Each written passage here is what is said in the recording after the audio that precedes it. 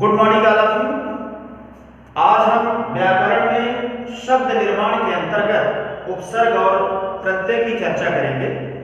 बच्चों, जो शब्दांश किसी शब्द के पूर्व में लगकर उसके अर्थ को बदल देते हैं या किसी शब्द के पूर्व में लगकर नए शब्द का निर्माण करते हैं, उसे हम उपसर्ग कहते हैं। जैसे पुत्र में सु उपसर्ग लगाकर सुपुत्र शब्द बनता है। हार में आ उपसर्ग लगाकर आहार शब्द बनता है। तो किसी शब्द के पहले हम जिस वर्ण या वर्ण समूह का प्रयोग करते हैं उसे हम उपसर्ग कहते हैं।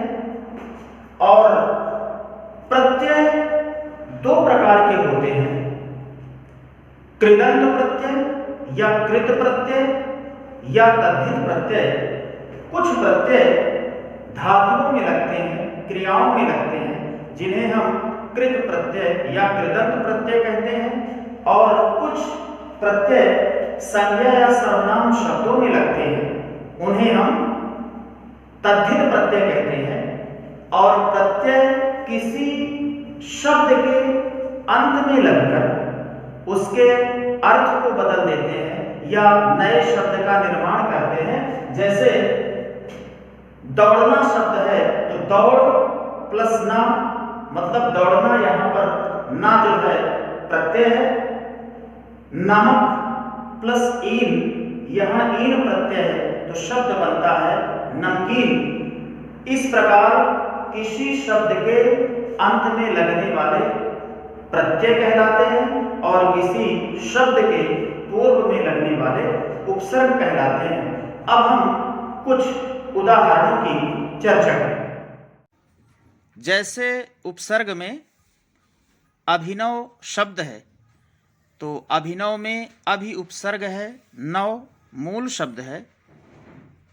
निवास में नी उपसर्ग है, वास मूल शब्द है।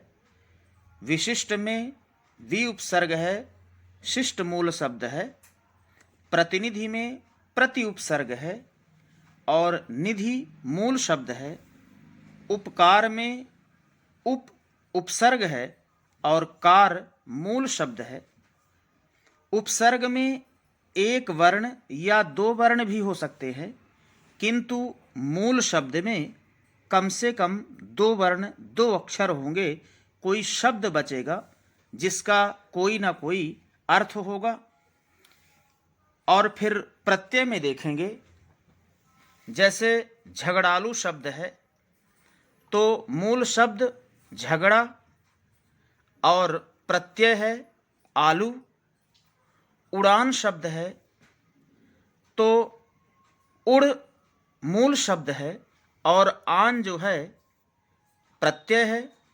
रंगीला शब्द है, रंग मूल शब्द है और ईला प्रत्यय है। हर्षित में हर्ष मूल शब्द है और इत प्रत्यय है। महानता में महान मूल शब्द है और ता प्रत्यय है। प्रत्यय शब्द के बाद में लगते हैं। अब एग्जाम में प्रश्न कैसे पूछे जाते हैं देखेंगे। जैसे प्रश्न पूछ दिया गया कि सामाजिक शब्द में मूल शब्द और प्रत्यय बताइए, तो यहाँ सामाजिक शब्द में हमको शब्द अलग करना होगा, प्रत्यय अलग करना होगा। अधि उपसर्ग का प्रयोग कर दो शब्द बनाइए, तो अधि उपसर्ग का प्रयोग करते हुए हमें दो शब्द बनाने हैं। फिर पठित शब्द में प्रत्यय बताइए, तो यहाँ हमको पठित शब्द में कौन सा प्रत्यय है ये लिखना होगा। और फिर निराहार में उपसर्ग और मूल शब्द अलग कीजिए, तब आपको मूल शब्द और उपसर्ग अलग करना है कि कौन सा मूल शब्द है, कौन सा उपसर्ग है। इस प्रकार इन शब्दों को, उपसर्ग और प्रत्यय को हमको बार बार देखना है उपसर्ग कहाँ लगते हैं, प्रत्यय कहाँ लगते हैं और मूल शब्द क्या कहलाता है, इनको हमको बार बार देखना है।